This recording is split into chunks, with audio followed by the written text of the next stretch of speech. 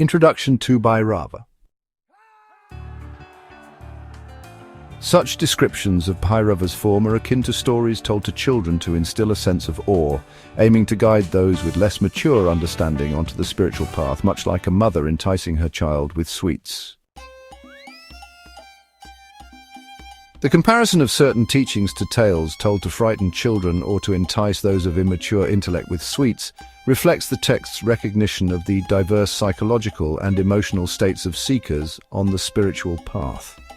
The text employs various methods to cater to different mindsets and stages of spiritual development, aiming to inspire and guide individuals towards self-realization. The analogy of tales told to frighten children implies that some individuals may respond more readily to stories that arouse a sense of reverence or fear, which can motivate them to engage in spiritual practices. Just as a child might be compelled to behave out of fear of consequences, certain seekers might initially be drawn to the spiritual path due to an awe of divine forces or a yearning for transcendence. The text acknowledges that this approach can serve as a starting point for those who require an initial push to embark on the spiritual journey. Likewise, the analogy of a mother enticing her child with sweets recognizes that individuals of immature intellect might be motivated by the promise of rewards or pleasant experiences. Just as a mother might use sweets to encourage a child's cooperation, the vigyanbhairavatantra presents a range of meditation techniques that can offer seekers glimpses of deeper states of consciousness or moments of inner peace. These experiences can serve as stepping stones for individuals who are still developing their understanding and commitment to the path. The vigyanbhairavatantra provides a diverse array of meditation techniques that cater to various temperaments and inclinations, guiding practitioners towards self-realization through direct experiential knowledge. The text's intention is not to deceive or manipulate, but rather to meet seekers where they are on their journey. It acknowledges that different individuals have unique motivations and entry points into spirituality. In essence, the vigyanbhairavatantra recognizes that the spiritual path is not one-size-fits-all. By offering a variety of approaches and analogies, the text seeks to inspire and support individuals as they progress toward deeper levels of understanding and realization. Whether through reverence, fear, curiosity, or the promise of moments of inner peace, the text ultimately aims to guide all seekers toward the profound unity and self-discovery that lie at the heart of spiritual growth. Thus, in the given stanza, it is suggested that the concepts and descriptions mentioned earlier, such as the forms of Bhairava garland of words Bindu and so on, cannot be taken literally, but are metaphorical in nature. They are likened to tales told to frighten children or entice individuals with immature intellect to follow the spiritual path, just like a mother enticing her child with sweets. Stories to frighten children. The stanza implies that the concepts and descriptions mentioned earlier, including the forms of Bhairava garland of words Bindu and so forth, are akin to tales told to frighten children. This suggests that they are metaphorical or symbolic in nature, intended to evoke a sense of awe, reverence, or spiritual discipline. Example: just as parents may tell children cautionary tales about the consequences of certain actions, the descriptions of Bhairava's forms may serve as metaphors to convey profound spiritual truths or the potential consequences of deviating from the spiritual path. Guiding individuals of immature intellect. The stanza suggests that the descriptions and concepts mentioned earlier are used to entice individuals with immature intellect to follow the spiritual path. This indicates that they are intended to spark interest, curiosity, or a sense of wonder in those who are new to spiritual pursuits. Example: when introducing children to complex subjects, parents often use simplified and engaging stories to capture their attention and cultivate their interest. Similarly, the descriptions of Bhairava's forms may be presented to individuals who are new to spirituality to kindle their curiosity and encourage them to explore deeper aspects of their spiritual journey. Mother enticing her child with sweets. The stanza draws a parallel between the way a mother entices her child with sweets and the use of metaphorical descriptions in spiritual teachings. Just as a mother uses sweets to attract her child's attention and motivate them, the descriptions of Bhairava's forms may serve a similar purpose in the context of spiritual guidance. Example: a mother may offer a sweet treat to her child as a reward or incentive to encourage good behavior or motivate them to complete a task.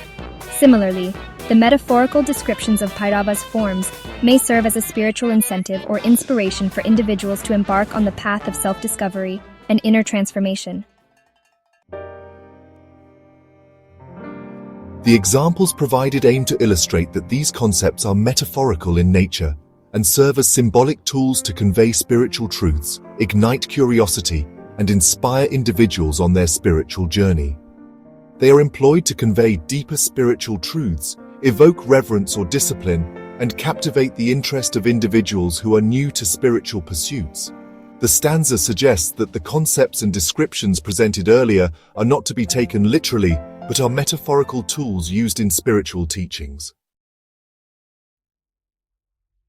Hence, Lord Shiva conveyed to Goddess Parvati that the essence of Bhairava cannot be discovered within the 9 forms of consciousness. Neither is it present in the string of letters known as mantras.